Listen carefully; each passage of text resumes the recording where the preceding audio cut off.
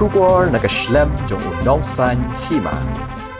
Ka Department of Commerce jong ka St. Edmund'S College haringkat ka jeng Pynlong bat ka Biz Builders Club bat ka IQSC hane ka ski ka Pynlong da ka Lumpung na ka International Seminar Halor ka Business and Sustainability kebala long ha ka auditorium jong ka tika college ka jeng Pynlong ya ka tika Lumpung ka long ru kum shibenta ka jeng ailat ya ki khana school ki ba pule ne wat banya shaphang kanu ka subject ha ka tika ski u Professor IDB Vice Chancellor National Law University ulalong kumukong san layo ya kajingkran pedang sngobha na HOD u Gautam Deb kajingpil sngut halor ka phang pedeng jong ketika seminar bala ai de UN Chetri kajingkran lingkot na Dr. BRS Koyelho Principal in Charge Ubi Maharana Director Finance NEPCO Dr. PP Sharma Research Person Gedu College of Business Studies Royal University of Bhutan bat kajing khublei kerpang na Rajiv Chakrabarti Joint Coordinator.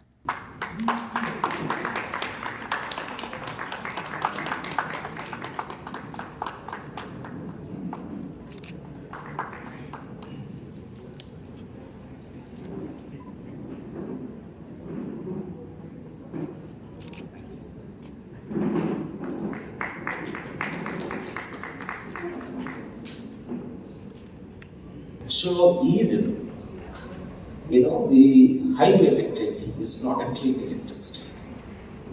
And that's what I said, the sustainability is a complex issue. Because we don't know we thought that engineering solution is the best solutions to bring in, and that can bring a better way of our living.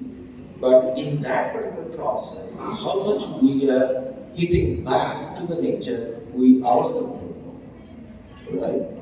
And for that matter, whatever the conceptualization which has been developed until now, that environmental impact assessment, or some of my colleagues talked about ESG, right? These are the conceptualizations which we keep on happening. Why this is happening? Because we are not clear. Because the moment we say that no, I'm comfortable with the kind of conceptualization of sustainability, we found there is something I have done which is creating a trouble for me now, right? So, in the major country, there is a major country today, we are talking about decommissioning of the dam. You might know that India has started a program called River City, where there is almost 176 river city across the globe has joined. So what I'm trying to say is that it is very easy to tell us that this is the sustainability and we'll go into this particular way. But believe me, until now, nobody actually knows what is the sustainability. Now let us come into the second part of the business. Until now, we are all talking about the profit maximization, and I believe sir will agree with me from the business school. They mostly focus on that, how you give a better return to the owner, right? Either the shareholder or whoever is owning this particular thing. And actually, by this particular process, you have actually taken many things for granted. Talk about water, groundwater. Today, you cannot drink the water which is supplied by your own sweat. I remember when I was in, I never had a filter at my home. We used to take the tap water. But what happened? Today you find in every home there is a filter, right?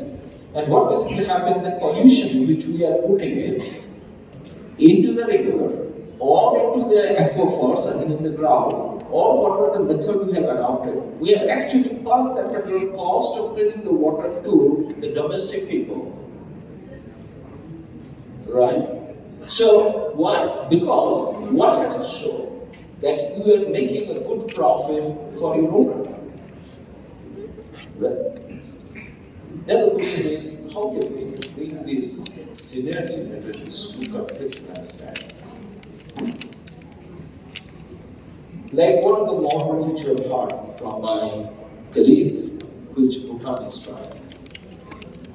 There is a several other models which all over the world we are trying.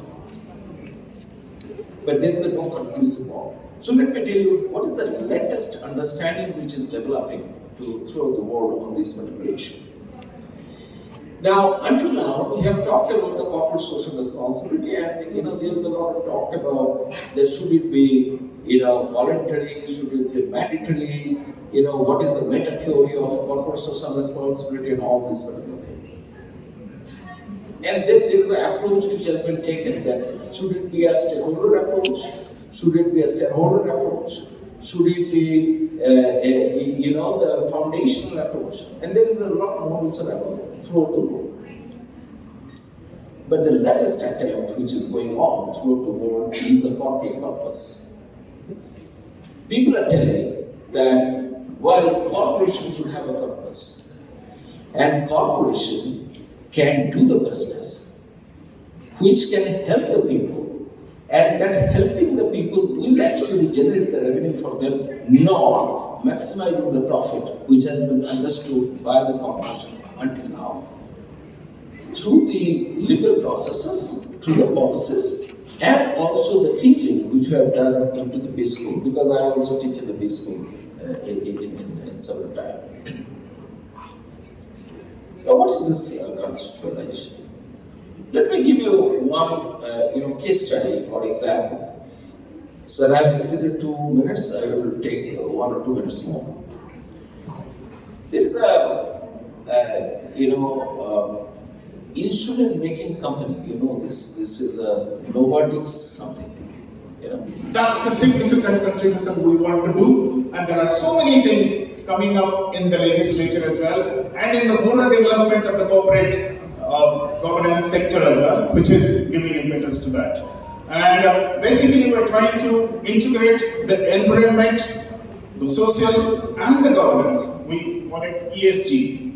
And based on ESG, we are having BRSR, business responsibility and social reporting. That's becoming a mandatory part of the reporting to the SEBI and other organizations. And based on that, like you must have heard about ISO and all, BRSR is going to be the benchmark for getting business as well as getting resources for your business. So we have voluntarily started BRSR from the last year, and we know our responsibility towards sustainability. Basically, we are halting the environmental degradation, the management of water and energy together, and basically we are integrating the sustainability practices into business operations, like I said. So the basic factors, with India being the 5th largest economy in the world and going to be the 3rd, is that we have to have some methods for sustainability which will take our business forward. And we achieve all those things through environmental sustainability, the social sustainability, which is through CSR and all, which I have already told. We have economic sustainability. We have to have a sustainable business operation. It should not be dying down tomorrow. Like a lot of startups are coming without looking at 10 years hence. And what is happening is that first 2 years, the entrepreneur is doing a lot of business. After that, the business is dying out. That should not be the thing at the same time. And we have to have a supply chain management sustainability. We have to look at the point that the person who is supplying us the raw material is also taking care of the mother earth. He is also doing enough so that my products are green in nature. I should not be buying plastic bags for that matter, which the government of India has been trying to eliminate, but somehow it hasn't been successful in many other places. So my supplier should be green, he should be doing a sustainable business, and the person to whom I am supplying, he should also be doing a sustainable business. The BRSR would be aiming to conform all these things. These are the things basically, and NIPCO, as I have already told you, we are in hydro sector, we are totally green. We are, whatever destructive construction works which we are doing, we are trying to do by planting compulsory afforestation. We are doing catchment area treatments in all our plants. And now we have the early warning systems also, which opportunity to focus on areas around the themes embed and deduce respective solution, both in theory as well as in practice. The main focus at this juncture of business and sustainability is the need to reconcile the pursuit of profit to a direction that is concurrent with the preservation of our planet.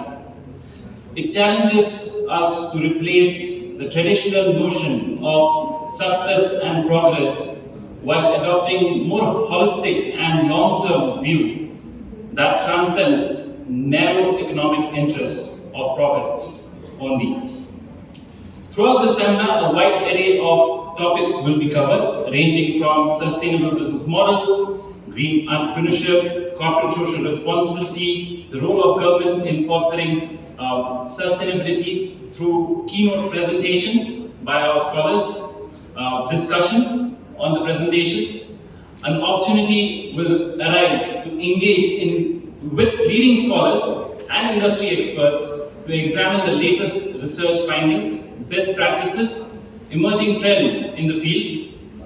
Most importantly, this seminar provides a platform for dialogue and collaboration, a space where ideas can be exchanged, through perspectives can be challenged, and new partnership can be forged. Through collaboration of voices, ideas, and expertise, innovative solutions to challenges facing our planet can be explored, and thus pave a way for a more sustainable future.